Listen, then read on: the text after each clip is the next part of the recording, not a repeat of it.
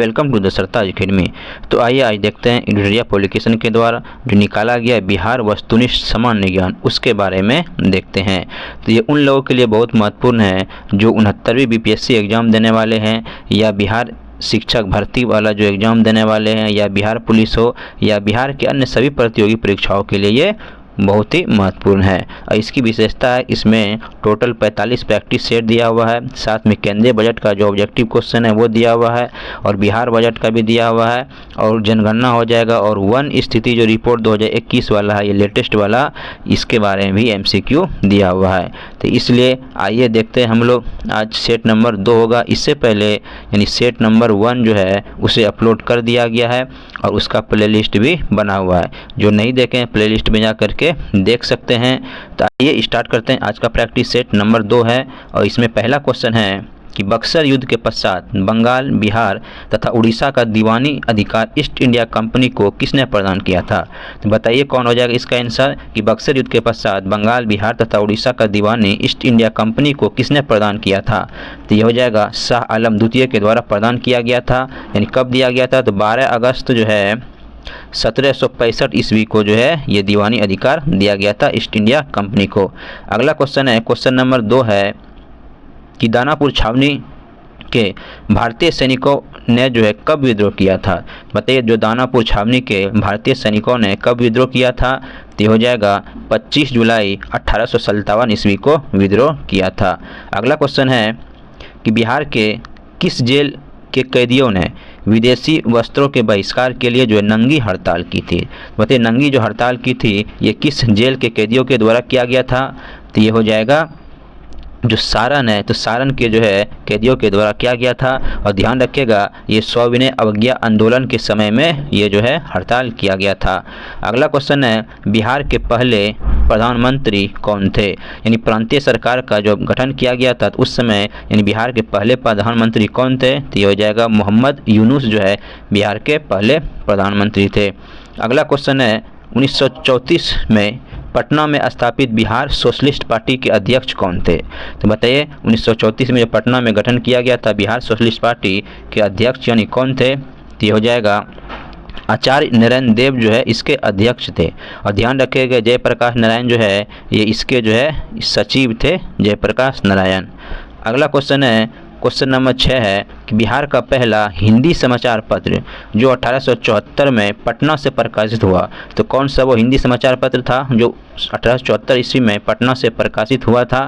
तो ये हो जाएगा बिहार जो बंधु है ये प्रकाशित किया गया था। और अगला है कि 1857 के क्रांति के समय पटना का कमिश्नर कौन था। बताइए 1857 के क्रांति के समय पटना का कमिश्नर कहेगा तो कौन हो जाएगा इसका जो है विलियम टेलर जो है पटना के कमिश्नर थे। आगे एक बिहार के जो है किस स्थान से गांधी जी ने अपना प्रथम सत्याग्रह शुरू किया था। तो कहाँ से जो है गांधी जी के द्वारा अपना प्रथम सत्याग्रह शुरू किया गया था। तो ये हो जाएगा चंपारण से किया गया था, 1917 ईस्वी में स्टार्ट किया गया था। अगला है कि 1912 में भारतीय राष्ट्रीय कांग्रेस के बांकीपुर अधिवेशन की अध्यक्षता की थी। बताइए बांकीपुर में भारतीय राष्ट्रीय कांग्रेस का अधिवेशन हुआ था 1912 ईस्वी में। इसकी अध्यक्षता जो है किसके द्वारा किया गया था। इसकी अध्यक्षता हो जाएगा यानी RN माधोलकर के द्वारा इसकी अध्यक्षता किया गया था। आगे क्वेश्चन नंबर 10 है कि बिहार प्रांतीय सम्मेलन का पहला अधिवेशन 1908 ईस्वी में कहाँ हुआ था। बताइए बिहार प्रांतीय सम्मेलन का पहला अधिवेशन 1908 ईस्वी में कहाँ हुआ था। तो ये हो जाएगा पहला अधिवेशन जो हुआ था ये पटना में हुआ था। वही दूसरा कहेगा तो ये दूसरा अधिवेशन जो है भागलपुर में जो है सेकेंड अधिवेशन हुआ था। आगे है कि बख्तियार खिलजी का आक्रमण किस पाल वंशीय शासक के कार्यकाल में हुआ था। बताइए किस पाल वंशीय शासक के काल में हुआ था। तो ये हो जाएगा इंद्रधूमन पाल, इसी के समय में यानी हुआ था। और ध्यान रखिएगा जो सेन वंश का जो शासक था तो ये हो जाएगा लक्ष्मण जो सेन था वो सेन वंश का यानी शासक था। अगला क्वेश्चन है कि इल्तुतमिश ने यानी किसे पराजित कर बिहार पर अधिकार किया था। बताइए इल्तुतमिश ने जो है किसे पराजित कर बिहार पर अधिकार किया था। तो ये हो जाएगा जो हिसामुद्दीन ऐवाज है, तो हिसामुद्दीन ऐवाज को पराजित करके यानी इस पे अधिकार कर लिया था। और ध्यान रखिएगा हिसामुद्दीन जो ऐवाज है ये बिना लड़े जो है यानी समर्पण कर दिया था। और उसके बाद जो है इजुमुल हक अलाउद्दीन जानी को जो है ये बिहार का सूबेदार बनाया गया था। किसे बनाया गया था? इजुल मुल्क अलाउद्दीन जानी को बनाया गया था, इसे ध्यान रखिएगा। अगला क्वेश्चन है कि बिहार का अंतिम जो अफगान सुल्तान कौन था? तो बिहार का अंतिम अफगान सुल्तान कहेगा तो कौन हो जाएगा? तो ये दाऊद जो खां ये बिहार का जो है अंतिम अफगान सुल्तान था। और अगला है आईने अकबरी के अनुसार बिहार कितने सूबों या सरकार में विभाजित था? तो बताइए कितना हो जाएगा? यानी आईने अकबरी के अनुसार जो है बिहार जो है कितने सूबा या सरकार में विभाजित था? तो ये हो जाएगा 7 जो है इन सूबा में विभाजित था। अगला है कि बिहार विद्यापीठ का उद्घाटन जो है कब हुआ था? तो बिहार विद्यापीठ का जो उद्घाटन किया गया था 6 फरवरी 1921 ईस्वी को गांधी जी के द्वारा किया गया था, इसे भी ध्यान रखिएगा। अगला क्वेश्चन है बिहार के विदेह राज्य में आर्यों के आगमन तथा निवास का साक्ष्य किस ग्रंथ से मिलता है? बताइए बिहार के जो विदेह राज्य है यहाँ पे आर्यों के आगमन तथा निवास का साक्ष्य जो है किस ग्रंथ में मिलता है? तो ये हो जाएगा शतपथ ब्राह्मण जो है इसी ग्रंथ में इसका यानी जो है साक्ष्य मिलता है। और आगे है कि भारत में 16 महाजनपद में कितने महाजनपद वर्तमान में बिहार में स्थित है? बताइए बिहार में कितना जो है महाजनपद है 16 महाजनपदों में से? तो ये हो जाएगा 3 महाजन जो पद है ये बिहार में कौन कौन था? एक हो जाएगा मगध हो जाएगा, दूसरा हो जाएगा अंग हो जाएगा जिसकी राजधानी चंपा था, और तीसरा जो था यानी वैशाली यानी लिच्छवी वाला। अगला क्वेश्चन है कि मगध साम्राज्य का उत्कर्ष किस शासक के समय में हुआ था? तो मगध साम्राज्य का जो उत्कर्ष यानी हुआ था किस शासक के समय में हुआ था? तो ये हो जाएगा यानी जो बिंबिसार है तो बिंबिसार के समय में ही हुआ था। अगला है कि मौर्य काल के समय मुद्रा को किस नाम से जाना जाता था? बताइए मौर्य काल का जो मुद्रा था वो किस नाम से जाना जाता था? तो हो जाएगा पन के नाम से जाना जाता था। अगला क्वेश्चन है गार्गी संहिता में पाटलिपुत्र पर यवनों के आक्रमण का उल्लेख है, यह आक्रमण किसके शासनकाल में हुआ था? बताइए जो गार्गी संहिता है इसमें पाटलिपुत्र पर यवन के आक्रमण का उल्लेख जो है तो यह आक्रमण जो है किसके शासनकाल में हुआ था? तो यह आक्रमण जो हो जाएगा किसके समय में? तो पुष्यमित्र शुंग के समय में यह आक्रमण हुआ था। अगला क्वेश्चन है कि विक्रमशिला विश्वविद्यालय की स्थापना किस पाल वंशीय राजा ने करवाई थी? बताइए जो विक्रमशिला विश्वविद्यालय है इसकी जो है यानी किस पाल वंशीय जो है राजा के द्वारा करवाई गई थी? तो ये हो जाएगा धर्मपाल के द्वारा करवाया गया है। अगला क्वेश्चन है कि बिहार को दिल्ली सल्तनत के अधीन यानी किसने किया था? जो बिहार है बिहार को दिल्ली सल्तनत के अधीन जो किया गया था ये किसके द्वारा किया गया था? तो ये हो जाएगा इल्तुतमिश के द्वारा जो है दिल्ली के अधीन किया गया था। और अगला है बख्तियार खिलजी का आक्रमण बिहार में कब हुआ था? तो बताइए जो बख्तियार खिलजी है इसका आक्रमण जो बिहार में हुआ था ये कब हुआ था? तो ये हो जाएगा 1198 ईस्वी में बख्तियार खिलजी का आक्रमण जो है बिहार में हुआ था। अगला क्वेश्चन है यानी किसने बिहार की राजधानी को बिहार शरीफ से पटना स्थानांतरित किया था? तो कौन हो जाएगा जिसने बिहार से शरीफ से यानी पटना जो है राजधानी स्थानांतरित किया था? तो ये हो जाएगा शेर शाह के द्वारा किया गया था, इसे ध्यान रखिएगा। और अगला क्वेश्चन है बिहार छात्र परिषद का गठन किसके द्वारा किया गया था? जो बिहार छात्र परिषद का गठन किया गया है ये किसके द्वारा किया गया था? तो ये हो जाएगा राजेंद्र प्रसाद द्वारा जो है किया गया था, इसे ध्यान रखिएगा।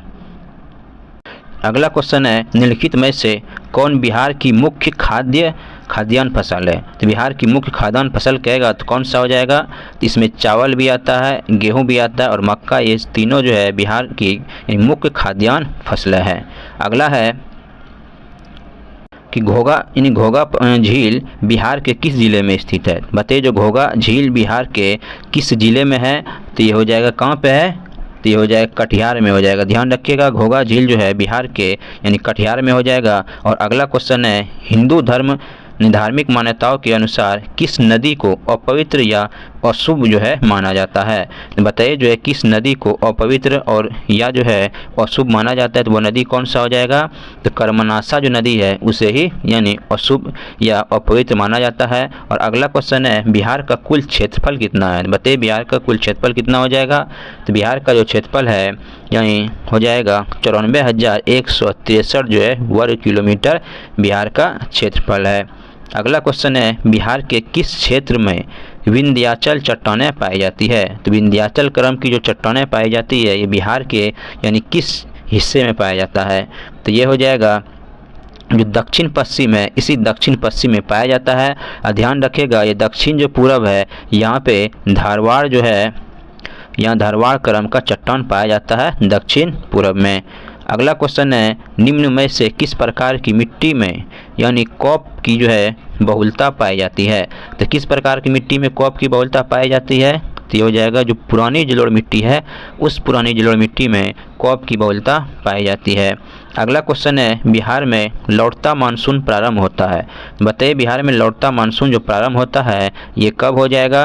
तो ये हो जाएगा अक्टूबर के मध्य में जो है लौटता मानसून प्रारंभ हो जाता है। और आगे है कि निम्नलिखित में से किस नदी को नारायणी या सदानीरा के नाम से जाना जाता है? बताइए कौन सी नदी हो जाएगा जिसे नारायणी तथा जो सदानीरा के नाम से जाना जाता है? तो हो जाएगा गंडक नदी को सदानीरा या नारायणी के नाम से जाना जाता है। अगला क्वेश्चन है निम्नलिखित में से कौन सी फसल सर्वाधिक क्षेत्र में बोई जाती है? तो कौन सी फसल है जो सर्वाधिक क्षेत्र में बोई जाती है? तो ये हो जाएगा चावल हो जाएगा, इसे ध्यान रखिएगा। अगला क्वेश्चन है उदयपुर वन्य जीव अभयारण्य बिहार के किस जिले में स्थित है? बताइए जो उदयपुर वन्य जीव अभयारण्य है ये बिहार के किस जिले में स्थित है? तो ये हो जाएगा पश्चिमी चंपारण में उदयपुर वन्य जीव अभयारण्य है। और अगला है वाल्मीकि राष्ट्रीय उद्यान को जो है किस वर्ष प्रोजेक्ट टाइगर के अंतर्गत शामिल किया गया था? तो वाल्मीकि जो राष्ट्रीय उद्यान है इसको प्रोजेक्ट टाइगर के अंतर्गत शामिल किया गया था। तो कब किया गया था? तो 1991 में इसे शामिल किया गया था। आगे है दलदलीय मिट्टी की बहुलता बिहार के किस क्षेत्र में पाई जाती है? बताइए जो दलदलीय मिट्टी है इसकी बहुलता बिहार के किस क्षेत्र में पाई जाती है?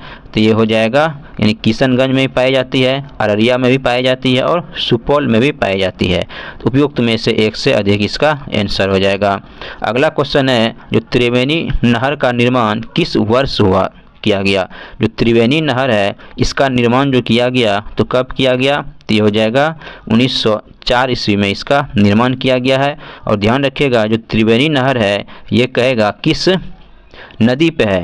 तो ये हो जाएगा गंडक नदी पे जो है त्रिवेणी नहर है। अगला क्वेश्चन है बिहार के किस जिले में सर्वाधिक चूना पत्थर पाया जाता है? बताइए बिहार के किस जिले में जो है सर्वाधिक जो है चूना पत्थर पाया जाता है? तो ये हो जाएगा रोहतास में यानी सर्वाधिक जो है चूना पत्थर पाया जाता है। अगला क्वेश्चन है 2011 की जनगणना के अनुसार बिहार का शिशु लिंगानुपात यानी कितना है? जो शिशु लिंगानुपात है 0 से 6 वर्ष की आयु के बीच होता है। तो शिशु लिंगानुपात जो बिहार का कहेगा तो कितना हो जाएगा? तो 935 जो है बिहार का शिशु लिंगानुपात है। और ध्यान रखिएगा ये 918 जो है यानी ये हो जाएगा लिंगानुपात हो जाएगा बिहार का। अगला क्वेश्चन है बिहार की औसत जो है वर्षा है। तो बिहार की औसत वर्षा कहेगा तो कितना हो जाएगा बिहार की औसत वर्षा? तो इसकी औसत वर्षा 112 सेंटीमीटर जो है बिहार की औसत वर्षा है। अगला क्वेश्चन है कि वर्तमान में बिहार के अनुमंडलों की कुल जो है संख्या कितनी है? तो बिहार में जो अनुमंडलों की संख्या है इसकी कुल संख्या कितनी है? तो 101 जो है अनुमंडल है बिहार में। और अगला क्वेश्चन है क्वेश्चन नंबर 43 है कि राज्य की कार्यपालिका की वास्तविक शक्ति जो है किसमें निहित होती है? बताइए जो राज्य की कार्यपालिका की वास्तविक जो शक्ति निहित होती है तो किसमें होती है? तो ये हो जाएगा मुख्यमंत्री में जो है वास्तविक शक्ति जो है निहित होता है। और अगला क्वेश्चन है कि जहानाबाद से यानी करके बिहार के 38वें जिले के रूप में अरवल को कब स्थापित किया गया? बताइए जो जहानाबाद से अलग करके बिहार के 38वें जिले के रूप में अरवल को जो है कब स्थापित किया गया है? तो अरवल को जो स्थापित किया गया है ये हो जाएगा 2001 में किया गया है।